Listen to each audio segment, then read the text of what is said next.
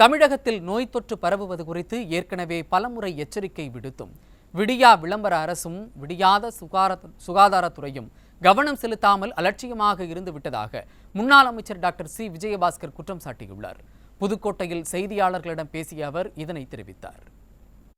நோய் தொற்று பரவுவது குறித்து ட்விட்டர் மூலமாகவும் அது செய்தியாளர்களை சந்தித்தும் நாங்கள் ஏற்கனவே அனைத்து இந்திய அண்ணா திராவிட முன்னேற்ற கழகத்துடைய சார்பில் நானும் சொல்லியிருந்தேன்.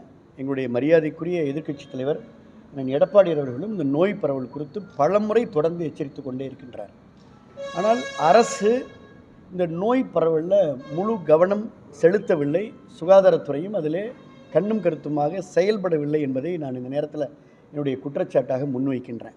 இன்றைக்கு ரன்னிங் நோஸு, கோல்டு, காஃபு, கடுமையான உடல் சோர்வு, உடல் வலி, டயர்டு, காய்ச்சல், இந்த சிம்டமோட தமிழகத்தில் நிறைய பேர் மருத்துவமனையில் அட்மிட் ஆகிறாங்க. சில பேர் வீட்டிலேயே ட்ரீட்மெண்ட் எடுத்துகிட்டு இருக்கிறாங்க.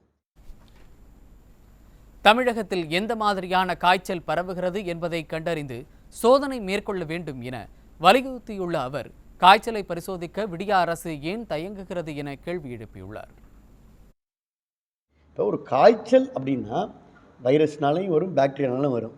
என்ன காரணத்தினாலும் இந்த காய்ச்சல் வருது?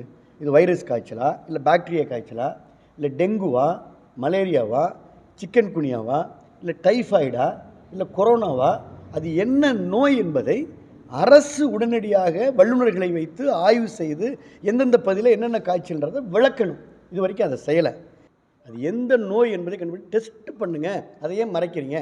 இதுவரைக்கும் சுகாதாரத்துறை சார்பில் மருத்துவமனையில் இந்த காய்ச்சல் என்று சொல்லுபவர்களை ஆய்வுக்கு உட்படுத்துங்கள் என்று அறிவுரை வரவில்லை.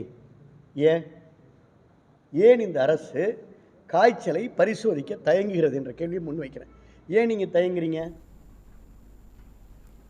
சுயமாக மருந்துகளை உட்கொள்ளக்கூடாது என மக்களிடம் விழிப்புணர்வு ஏற்படுத்தப்படுவதுடன் மருந்து கடைகளிலும் மருத்துவர் சீட்டு இல்லாமல் ஸ்டெராய்டு உள்ளிட்ட மருந்துகளை கொடுக்கக்கூடாது என்று அறிவுறுத்த வேண்டும் என முன்னாள் அமைச்சர் டாக்டர் சி விஜயபாஸ்கர் வலியுறுத்தியுள்ளார். மெடிக்கல் ஸ்டாஃபில் ஸ்ட்ரிக்டாக சொல்லணும், செல்ஃப் மெடிக்கேஷன் கூடாது, மருத்துவர் சீட்டு இல்லாமல் எந்த மெடிக்கல்லையும் நீங்கள் மருந்து கொடுக்கக்கூடாது, குவாக்க ஒழிக்கணும். இப்படி பல பன்முக நடவடிக்கை எடுத்தால் தாங்க இந்த நேரத்தில் நீங்கள் மக்களை காக்க முடியும்.